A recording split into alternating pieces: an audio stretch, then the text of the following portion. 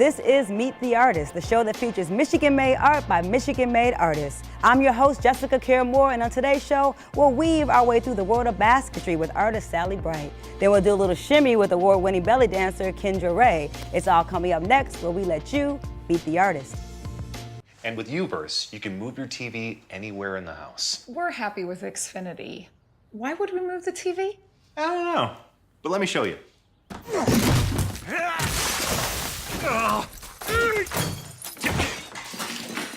Now, if you had the Uverse wireless receiver, you could take this anywhere. See? Anywhere you want. Don't get Youped by Uverse. Get the most entertainment on any device anywhere with Xfinity from Comcast. Belly dancing. Most of us don't know much about it. Historians can't even agree on where it originated. But the sultry moves have intrigued for so many years and shows no sign of slowing down. 10 years ago, Kendra Ray caught the bug, fusing her own style with traditional forms. Not only does she mesmerize audiences across the world, she's also an instructor, teaching her students that belly dancing is not just a dance, it's a language.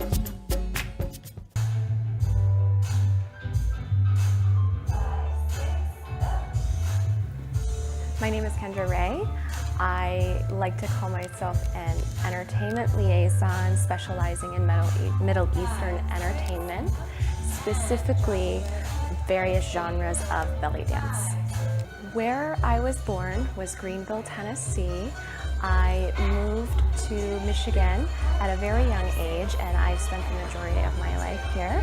I grew up in rural Michigan in a little town called Stockbridge, and I spent a lot of time alone because I was a only child. However, it allowed me to explore dance, and I never had formal training. We didn't have a lot of dance classes offered in the community I grew up in, so I would watch anything that came on TV, and we didn't have cable or anything, so it was whether it was figure skating or ballet or a music video, I would tape it on my VHS, I would study it, and that became a sort of pastime for me, and it grew into a passion.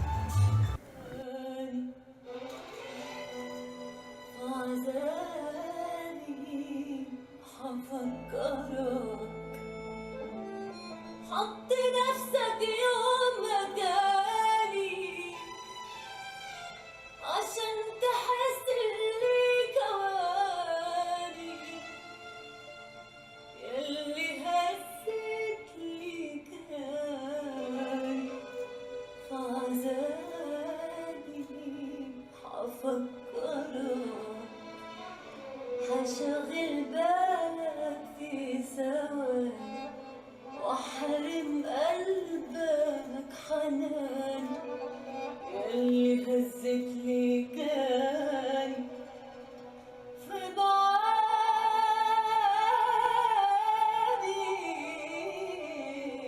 حدمرك هخونك هنزل دموع من عيونك هخونك وهيجي يوم واشوف قلوبك يسيبني. I never thought of dance as an aspiration. It was a hobby, it was something that I loved, and when I was about 18 years old, I had been working full-time and I needed some de-stressors, and I wanted to discover a way to sort of get work out of my system, get in with some other ladies and meet some people, and so I didn't start taking professional dance classes until I was 18 years old.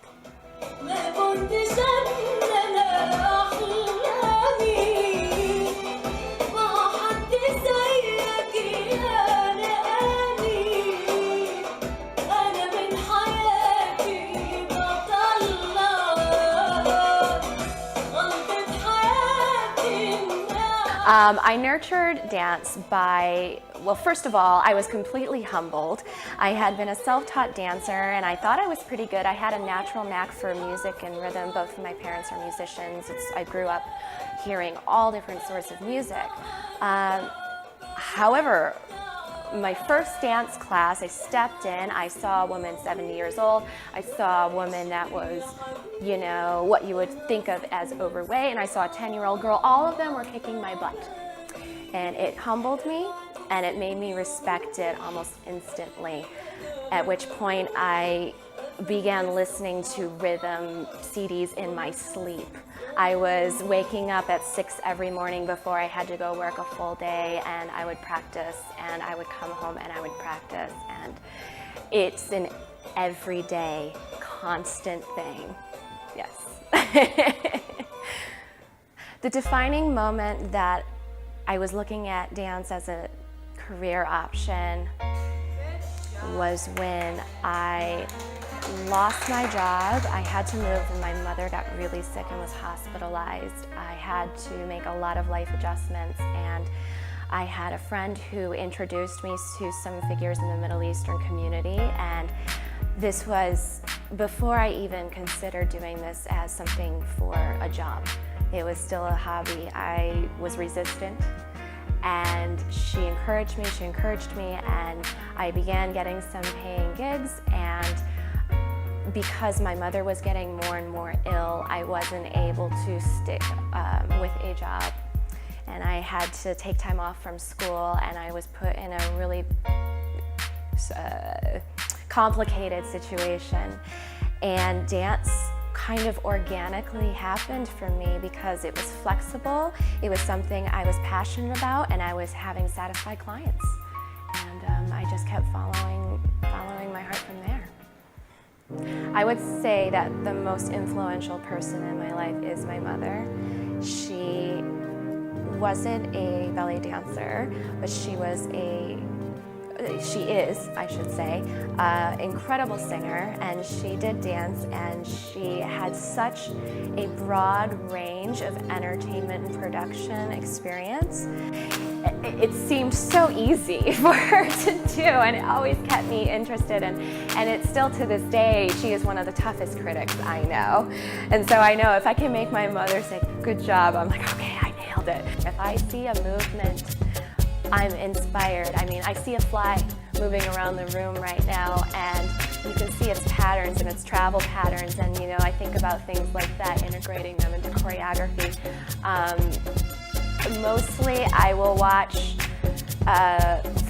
world dance videos and nice group choreographies, but I'm a big fan of like America's Best Dance Crew and things that are more mainstream, and so it's I think it's nice to find a balance of cultural accuracy and an acknowledgement of the world influence, but it's also it's beneficial to make it palatable to the masses if you integrate some of the more mainstream aspects of modern interpretations of the art forms. You're watching Meet the Artist, the show that features Michigan-made art by Michigan-made artists. Coming up next, more with Kendra Ray.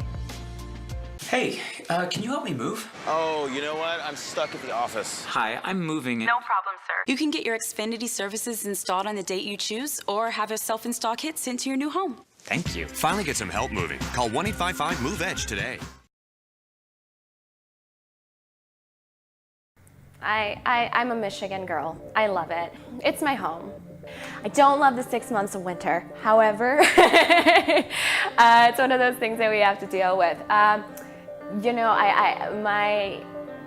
largely my clientele is Middle Eastern, and we do have the largest Middle Eastern population outside the actual Middle East in Metro Detroit. And it's wonderful because there's usually always an opportunity for a belly dancer or Middle Eastern entertainment. And I've developed a pretty good network there. And you know, as far as a home base goes, I find that it is, again, a diverse hub.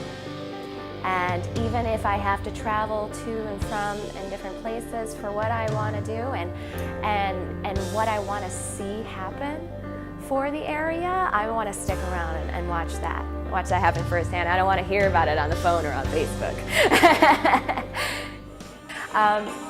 As far as an influence in my artistry, I really, really feel, I guess, strongly influenced by the classic Egyptian stars of the golden age of cinema, which was in the 1940s and 50s.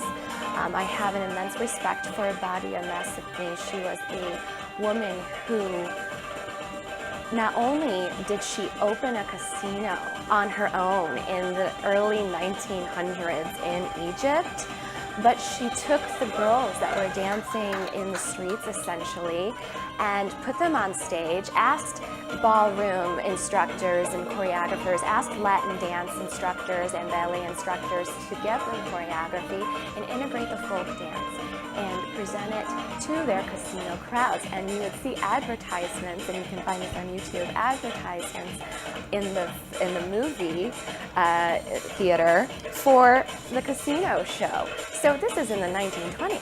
And the fact that she was a woman and she owned a casino and she saw this vision for the art form and she put the girls on a stage and she got them to a point to where it was considered a disciplinary art form. That was monumental. Granted, there have been a plethora of other artists that have helped to pave the way for where we are today, but I feel that she was definitely a pioneer. I believe what makes me unique in my stylization is that I heavily focus on classic Egyptian stylization. Again, I'm very influenced by what they call the golden age of cinema in Egypt, and a lot of the dance in the films were modified for the silver screen or the stage. However, they had a certain nuance and a certain character delivery that I integrate within my art forms. So I have trained in a lot of modern belly dance forms, modern Egyptian.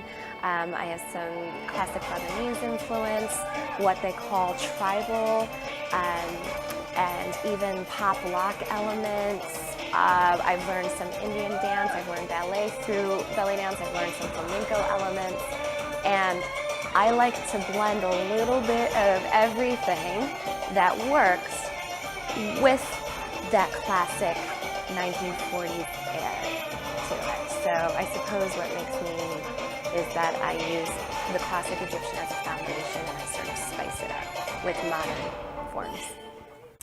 My favorite performance or artistic work, and I had to think about this, but I believe it is the Nutcracker Ballet. When I was about 3 years old, I saw it on TV, and I've been watching it every year ever since. Before I knew anything about dance, I would try to mimic the ballerinas, and the thing about that made me, well, not only is it Christmas and it's nostalgic and all that, but the little tableaus, the little cultural integration that they put in there. That was the first time I ever heard anything Arabian or Russian or the Chinese dance. And they have all these little folk dance sort of influence representations being presented. And I just thought that was really fascinating to integrate that within a story and create some awareness.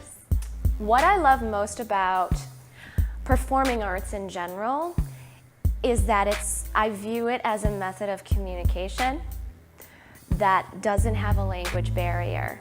I feel you can learn a lot about people through art. A lot of people will look at somebody and they'll immediately begin to, whether they realize it or not, judge them based on the way they speak, what language they speak, what they're wearing, what they look like.